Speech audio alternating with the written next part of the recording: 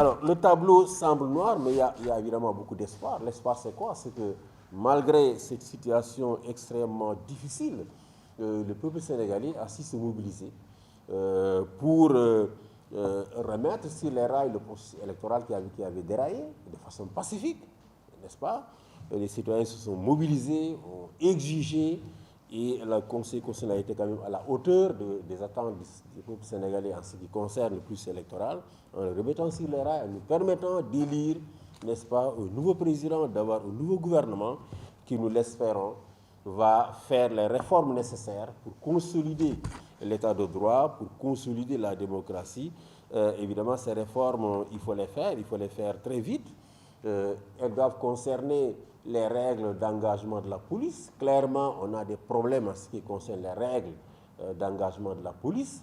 Ce sont des règles qui sont très loin d'être conformes aux normes régionales et internationales en matière d'usage de la force, et notamment de la force létale. Il faut donc revoir ces règles. Il faut certainement aussi procéder à des réformes de la justice, qui a été très souvent indexée ces dernières années. Et beaucoup de gens ont fait la prison parce qu'ils critiquaient la justice, y compris l'actuel président Bassirou Diomaye Faye.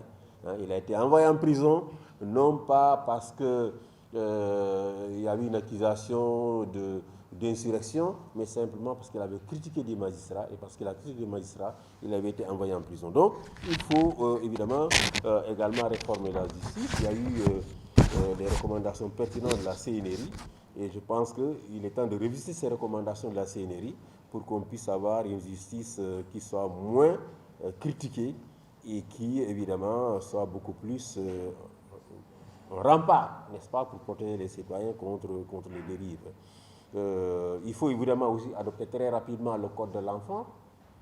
Le code de l'enfant, on a un projet de code de l'enfant qui date de plusieurs années, adopté aussi la loi sur le statut des Dara, qui déjà avait été adoptée en Conseil des ministres, je crois, en 2013. Habituellement, dans ces pays, lorsqu'un texte passe en Conseil des ministres, l'étape suivante, et dans les semaines qui suivent, c'est d'aller à l'Assemblée nationale. Ce texte n'a jamais pu aller à l'Assemblée nationale. Donc, il faut que le nouveau président soit suffisamment courageux. Et moi, je l'exhorte à prendre son bâton de pèlerin, à se déplacer lui-même pour rencontrer les khalifes généraux, n'est-ce pas, et leur expliquer l'importance de réformer l'enseignement coranique au Sénégal pour que désormais les enfants qui fréquentent cet enseignement puissent le faire dans des conditions de sécurité, dans des conditions qui garantissent leur droit justement à l'intégrité physique et mentale. Donc ça, ce sont vraiment des urgences, et nous espérons pouvoir rencontrer dans les semaines ou dans les mois à venir les autorités du pays pour discuter de toutes ces questions, n'est-ce pas, et savoir dans quelle direction ils veulent aller, et notamment en ce qui concerne donc des écoles coraniques, l'affaire des écoles coraniques, des droits des enfants, mais aussi dans quelle direction ils veulent aller en ce qui concerne la justice, la demande de justice des familles des victimes. Qu'est-ce qu'ils comptent faire? C'est un sujet que nous allons discuter avec eux. Nous ne cherchons pas à leur mettre la pression, ils sont là depuis seulement moins de 2 mois, mais on a besoin que des actes forts soient aussi posés de ce point de vue, parce que les familles attendent de justice et veulent que justice leur soit rendue.